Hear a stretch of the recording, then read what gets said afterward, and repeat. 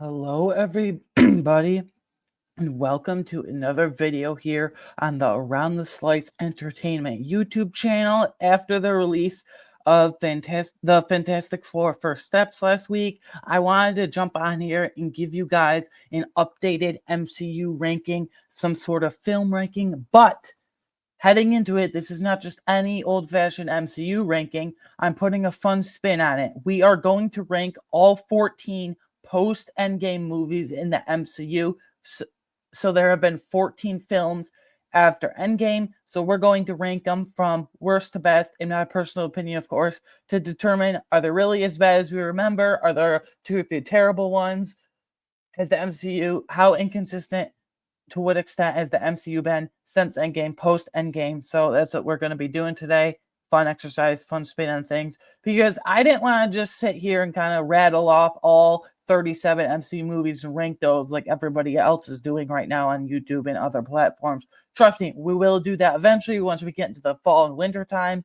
Now that the MCU is done for the year, at least in terms of movies and films and what have you. But yeah, we're going to rank 14 to 1 worst to best post Endgame movies in the MCU to determine how inconsistent it's been. Is this really as bad as we remember? Are there some terrible ones, great ones, so on and so forth? So just one caveat out of the way here. I know in April, April 2019, Avengers Endgame comes out, obviously. And then July 2019, Spider-Man Far From Home comes out. I did not want to include Far From Home in this ranking, though. I know it technically came out a few months after Endgame, but one, it's still technically in phase 3, according to Kevin Feige and their official Wikipedia page. And 2, it just feels kind of weird. Like, it doesn't feel like a post-Endgame movie because it still is a part of phase 3. But without further ado, let's just dive right into it. At number 14, my least favorite movie post Endgame. And trust me, there are a few stinkers at the bottom here, so just let me get through quick. At number 14, we have Thor: Love and Thunder.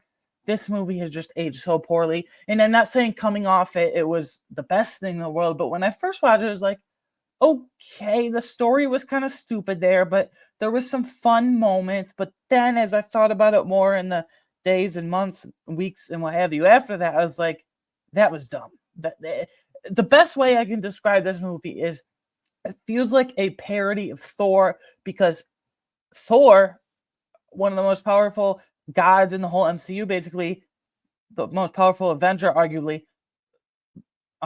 Thor is just a joke of a character now. Like, if we get a 5th Thor movie, which is rumored, I am so out on this character. Like, I want Thor to be relegated going forward to like cameo appearances here and there, or supporting character on certain superhero teams, or a supporting role. We don't need his own freaking movie anymore. Like, this is ridiculous. If he's a joke of a character now, and this movie is just constantly overstuffed with bland and boring bland and boring humor. The jokes fall flat. It's an awfully written movie. I love Taika Waititi for what he did with Thor Ragnarok, because it was just a balance of serious tone, and it was a nice change of pace in terms of comedy for the MCU at the time. But this is just overblown. This is just overstuffed and overboard is the best way I could describe it. The MCU, this is where the problem started with. They undermine serious moments of comedy. 1 minute, Jane's talking about freaking cancer diagnosis, and then the next minute they're screaming goats every 10 minutes. You can have screaming goats for like a chuckle here and there, but not every freaking 10 minutes of the movie. And the Guardians of Galaxy for 10, 20 minutes, if that, feel like they're just shoehorned in this movie. Like, I'm sorry, this movie's totally forgettable. It's way too overboard with jokes. I don't think Taika Waititi should ever write an MCU movie again. And if we get a 5th and another, and God help us, final Thor movie as the main character, I'm so checked out in Thor as a character now. Just I don't know. This movie was just terrible. It's not even fun. Like, the jokes make it less fun the more and more you think about it. The overstuffed comedy aspect make it less fun the more and more you think about it. And there's just like no story. Like, it kind of just meanders. Like, 1 minute they're here, the next minute they're there. And Zeus as a character is pretty intriguing, but 1, we haven't seen him in the MCU since then, and 2, he was just there for overstuffed comedy again. So this is a terrible movie. I'm sorry. At 13, we have The Marvels. People might say, well, it's a little better than Captain Marvel. Well, okay. if you didn't know this about me, Captain Marvel is easily Iron Man 3's down there for sure, but Captain Marvel is easily my least favorite movie in the entire MCU. I think, like, I have a lot of issues with it, but the Marvels, I think the only redeeming quality is Iman Vellani returned as Miss Marvel from a show in this movie, and the Tiana Paris, three actresses, main actresses, Tiana Paris as Monica Rambeau, obviously Brie Larson as Captain Marvel, and then Iman Vellani as Miss Marvel. Those three, their chemistry, that's the only thing that holds it up, man. But like the story just kind of makes no sense. The logic makes no sense. And I think they went for a lot of big, bold choices here, and it didn't pay off whatsoever. The whole like singing planet thing that went on for way too long. And the whole flurgins, whatever the hell they're called, with the cats at the end where they're eating stuff and then they get fat. It's just weird. It's out there. I don't like the whole space aspect of it. And then the scrolls on top of it. I'm so burnt out on scrolls. I talked about Secret Invasion last week when I talked about Ironheart in my updated show rankings. Go check that out if you haven't. But I basically said I don't want to hear about scrolls ever again in the MCU because they're just awful now. And Nick Fury is clearly a washed character in the MCU. Samuel L. Jackson's great, but it just is. That's a little off topic though, but it's related because I think The Marvels is a little better than Captain Marvel. Like Captain Marvel, there's not a single thing I like in that movie. At least for The Marvels, I could say, well, okay, yeah, it's bad, like really bad, but at least it's held up a little bit that with that chemistry with the three-man actors, and Iman Vellani steals the show as always. So, but other than that, it's brutal. Like I can't. Like Captain Marvel has got to be the least interesting character in the entire MCU. She was barely an Endgame hero specifically. She was barely an Endgame. She was just shoehorned in there at the end and throughout the story. In Captain Marvel, she's awful. She's not even the best character in her own movie. And then this movie again, she's outshadowed by Iman Vellani as Miss Marvel, like pretty handedly. So I just don't find her interesting whatsoever. And we really don't even know her powers yet. Like, can someone explain like what her purpose is, by the way, after all these years? Like, she was one of the OG of Avengers, and she's barely in Endgame and barely in anything, and it's just uninteresting. 12 Eternals. So one positive thing, Eternals, I have personally, I think they had decent enough ideas in this movie. I actually think they had really good ideas in this movie. It's just so jumbled. It's so disjointed. It's so all over the place. I think the flashback scenes hurt it to a big extent. You know, the story of like, it's not necessarily chronological and the different, just each Eternal by themselves gets their own real flashback scene. And I feel like a ton of them are wasted. I literally don't remember a single one of them except the leader, Ajak, who dies. Spoilers, I'm sure you all seen it by now. Who dies very early in the film. But Richard Madden's character is wasted. Mahershala Ali's Blade cameo appearance in the whole post-credit scene that's never going to see the light of day. This movie has decent enough ideas. Actually, pretty decent, pretty good ideas, I'd argue. But it's so jumbled. It's so disjointed, disoriented. It's all over the place. So yeah, I just can't get behind this. And there was no payoff for this movie. They didn't reference anything remotely close to referencing anything with Eternals until Captain America, Brave New World, almost 3 years later. 2.5 years later specifically. So I don't know. This movie serves no purpose in the MCU, and the characters are vastly wasted. And these are some big hitter actors. Richard Madden, Mahershala Ali, and they don't do anything of significance. 11, Doctor Strange and the Multiverse of Madness. I think this movie, I like the horror elements. Okay, you could tell it's a Sam Raimi-esque movie. I like the horror elements. I like the ideas. I just think this movie is miscast and misnamed. What I mean by that is it's called Multiverse of Madness. You're expecting this big multiversal adventure, excuse me. This is really the launch of exploring the multiverse in the MCU, different dimensions, different timelines. I think America Chavez, although she's underdeveloped, very interesting for the future of the MCU. Clearly one of those young Avengers. But the story here isn't the best, and the direction here isn't the best, and it kind of gets off the rails at the end. But I think its name hurt it the most because you're expecting this big multiverse adventure, right? Multiverse of Madness. Oh my God, we're in for a huge scale movie. and it's relatively grounded, which is fine. But when you're named Multiverse of Madness, you got to explore the multiverse, and they really didn't. So compared to the hype level and name, I think this was a very disappointing movie.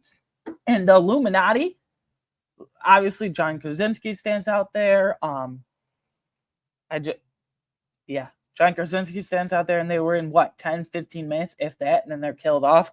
Like they're just shoehorned in. Look at us, we have the Illuminati and Multiverse of Madness in an MCU movie. Oh my god! So I'm not with that. I'm not done with that. But anyway, 14 through 11. If you missed any, rewind. But the video that is specifically. But yeah, we're through the terrible to bad movies, and now we're getting to the chunk of movies. We're like, okay, they have some redeeming qualities. Obviously, a few are better than others, but we'll see. Number 10, The Fantastic Four First Steps. I literally just talked about this a few days ago, earlier this week.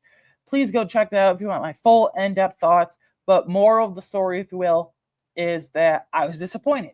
Coming into 2025, this was easily my most anticipated movie of the year, not just for MCU, but movie in general, even over a DCU movie like Superman, specifically comparing the two. And I'm going to say I was disappointed. The more and more I think about it, I just get frustrated why I was disappointed. I think two huge standouts in this movie. Silver Surfer, fan-freaking-tastic character, 1000% deserves all the praise she gets. And then Vanessa Kirby as Sue Storm. Damn, steals every scene she's in through and through. And I know people complain about Pedro Pascal's Reed Richards. He's too charismatic. He's too upbeat. Blah blah blah.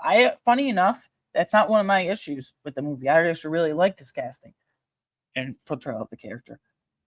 But two characters got sidelined heavily in this movie. Unfortunately, we didn't really get to see Johnny Storm's upbringing and how he got to be Human Torch. And then Ben Grimm is the Thing. Like, yeah, they had that 5-minute sequence in the beginning, but other than that, what do we really get? And I wanted them. This is important to me. I wanted them to explore the whole family vibe of the Four's team chemistry more, especially since that was at the forefront of literally every single trailer, clip, marketing tool imaginable for this movie. And I don't think they explored the family vibe of it all nearly enough. And then the post-credit scene was lazy. I'm not going to get into any specific spoilers. You can go into my movie review for that. But yeah, I don't know. I was just really disappointed with this movie, and the more and more I think about it, I just get frustrated. So, like, damn, I really wanted to love that movie. Some of the parts here, I wanted it to be a great movie. I even would have taken a very good movie, but it's just slightly above average, in my opinion. I won't spoil my score here, but I don't know. I was just really disappointed. Having it 10 here is going to be anger some people down in the comments, I'm sure. And look, I'd love to have some friendly debate, civil debate with you guys. Obviously, keep it civil, but I would love to have a debate. Why do you agree with me? You know, all that fun stuff. Number 9, I have Black Widow. I rewatched this a couple months ago before Thunderbolts. So that came out on May 2nd, and I saw Thunderbolts a couple days later on May 4th. I was having an internal thinking session here. So end of April, basically, I rewatched Black Widow, and I hadn't seen it since it came out. Obviously, when it did the whole, Disney Plus simultaneous drop at the movie theater.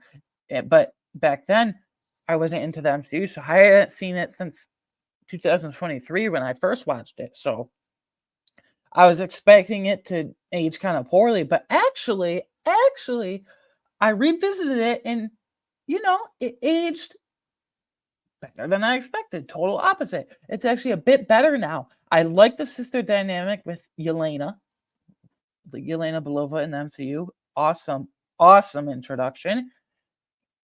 And Natasha Romanoff steals the show here. My one big gripe with it, I will say, is I think Taskmaster, this was an issue in Thunderbolts too, which will get to way higher up later on.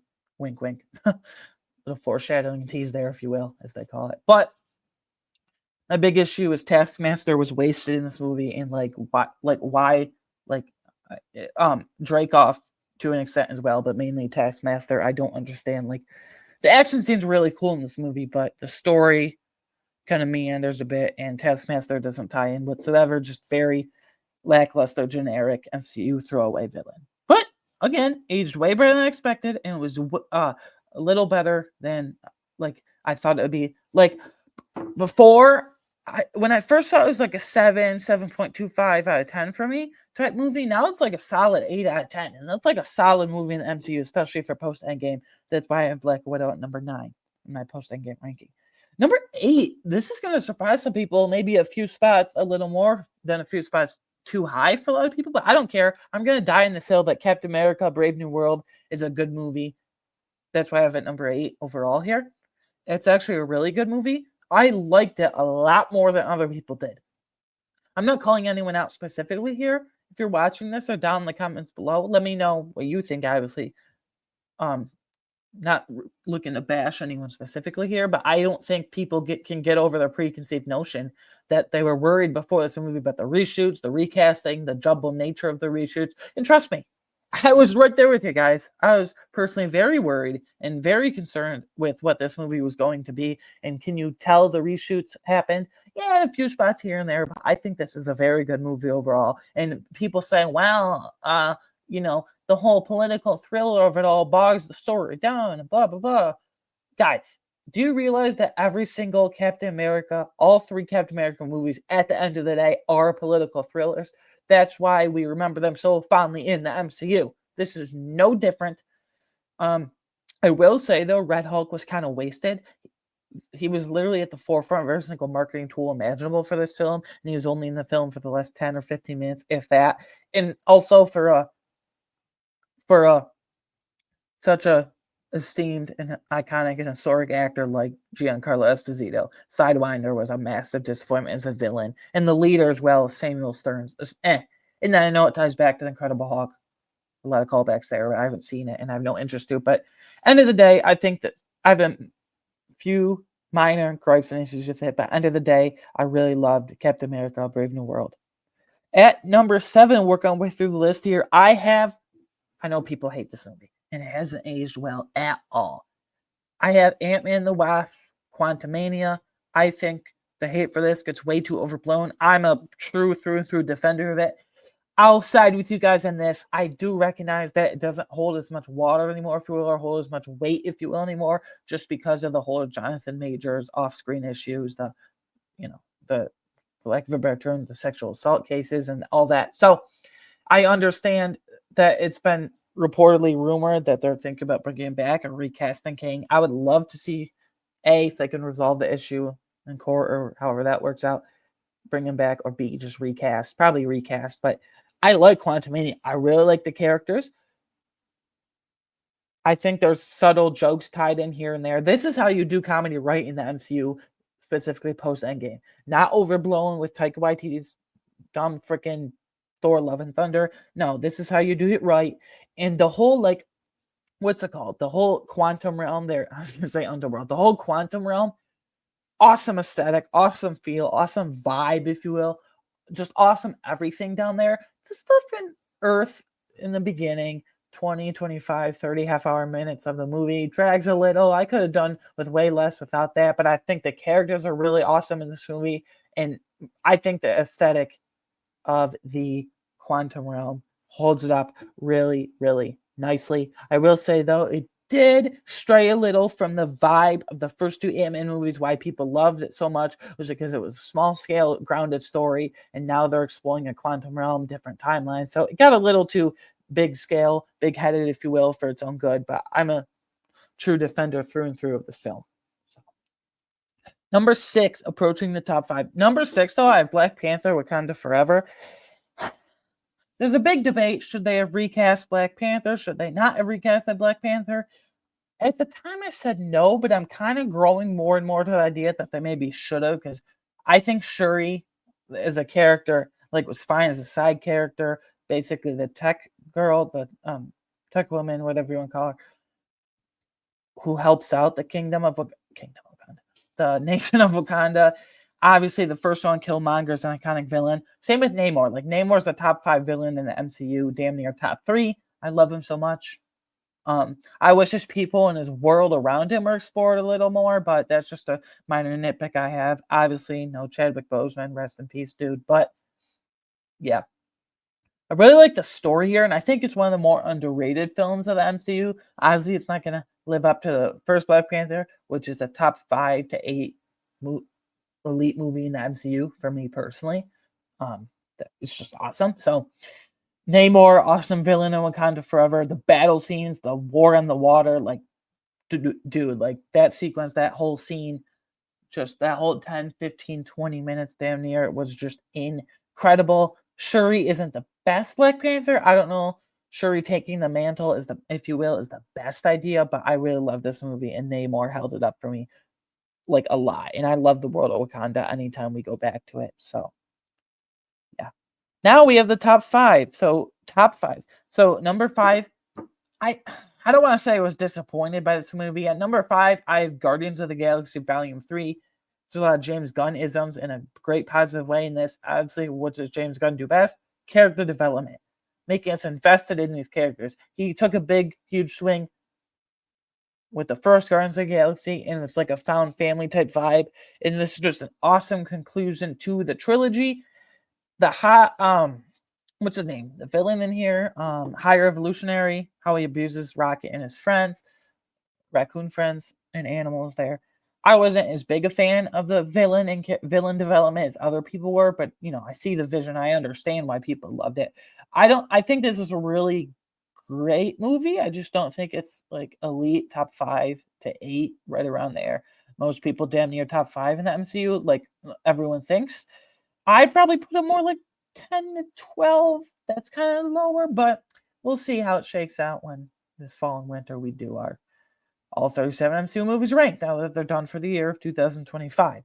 Quick plug there. But yeah, I'm not as big on this. I think it's very emotional. I think Rocket and his friends, the character development that they get, their backstory, I teared up at multiple times during this movie, especially when Rocket's about to cross over into what heaven it looks like. So,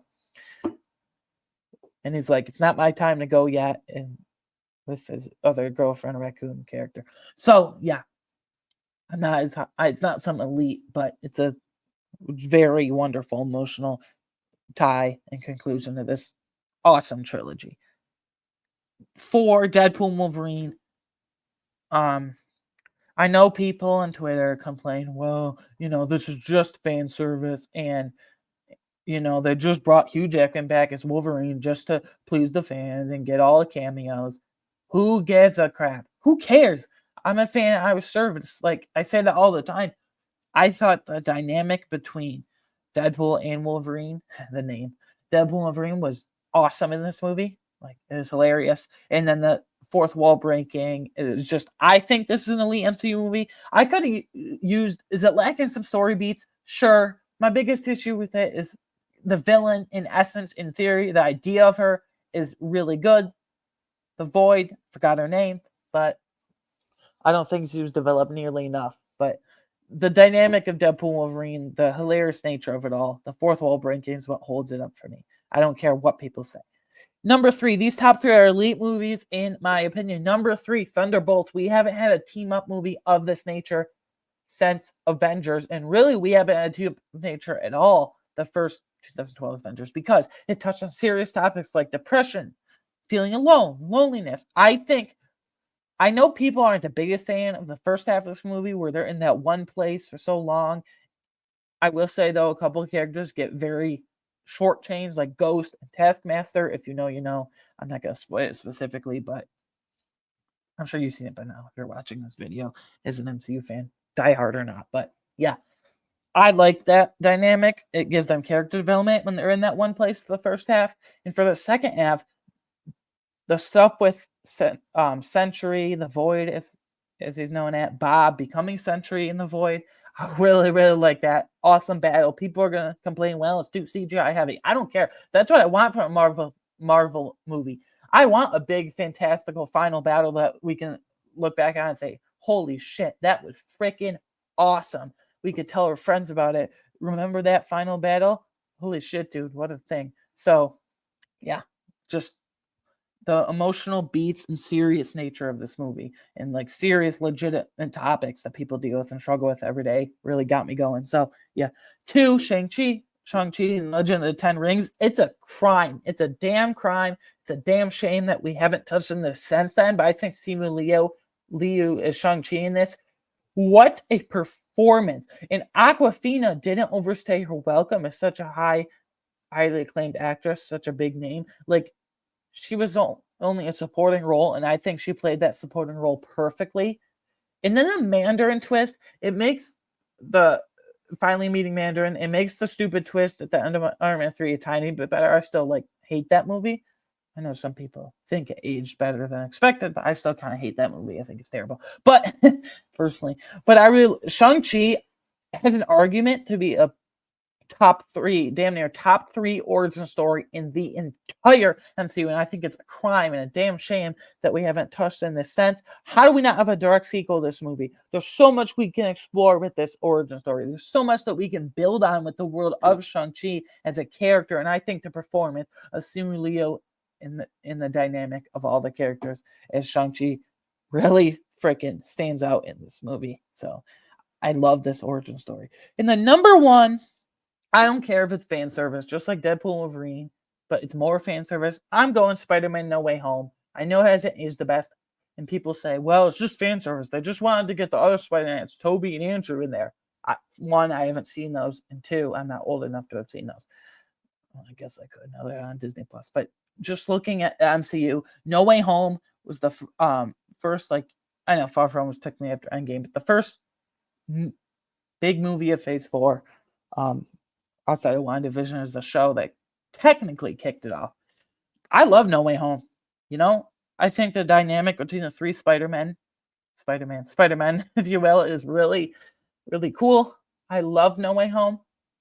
I just wish it was on Disney Plus. I don't understand why Sony just doesn't lend it to them, because we have Far From Home in Disney Plus, we have Homecoming in Disney Plus, we have literally a number damn near all of them, but that's a sidebar that I get frustrated with. But looking at this movie as a whole, I don't know why it's aged so poorly and people say it's just fan service. Again, just like with Deadpool and Wolverine, I'm a fan and I was serviced. And I think the story is actually underrated in this movie. And I think Zendaya as MJ will really takes it to the next level. It'll be interesting to see what they build on from the end of the post-credit scene. MJ and Ned don't remember Tom Holland as Spider-Man. They don't remember Peter Parker. But I cannot wait for Brand New Day next July 2026, next summer. So anyways, guys, 14-1, worst to best. Overall sentiment, I think the MCU has gotten too much hate. Let me rewind a bit. Start over. I do understand the plot lines and the whole timelines of it all, multiverse saga and blah, blah, are a lot convoluted, and a lot of these movies are overstuffed with hit or miss acting and bad comedy and shoehorned in characters and just that go nowhere. The interconnectedness and flow isn't there like the pre-Endgame era, including Endgame and Infinity War. But I defend a number of these movies, and I think the hate is way too overblown. I think the negativity is overblown in general post-Endgame. So anyways, guys, let me know what are your favorite movies post-Endgame. What are your least favorite movies post-Endgame? What's in the middle for you? Towards the top, towards the bottom? Let me know down in the comments below. Anyways, as I always like to do at the end of these videos, upcoming content for this channel. So something exciting that I'm excited for, Eyes of Wakanda, which comes out in Disney Plus actually today, I think, by the time you're watching this. Yeah, Friday, August 1st. Today, by the time you're watching this. Eyes of Wakanda, I know it's only a 4-episode, really short animated series on Disney Plus, but I love the world of Wakanda, and I can't wait to kind of review that and just touch on it for you guys. I might not go way in depth, but I think it's still fun to look at. So that comes out Friday, August 1st. So on Monday, August 4th, we're going to have a quick recap and just review and give you my informal and or formal thoughts on that. And of course, I'm always looking for new ideas, so hit me up on Twitter at awinegunner13 for movie takes, sports in general. If you love fantasy football, I'm a fantasy analyst, of course, for Fantasy and Frames. So, yeah, that was my ranking from 14-1, worst to best. My personal thoughts of all the post-Endgame movies, all 14 of them. I will see you guys in a few days, actually. Crazy to say. I'll see you guys in a few days for my thoughts on Eyes of Wakanda recap and meaning review. Thank you for the support as always. Like and subscribe. Share with all your friends. Let me know down in the comments below all the fun stuff, everything I talked about today. I'll see you guys next time. Bye.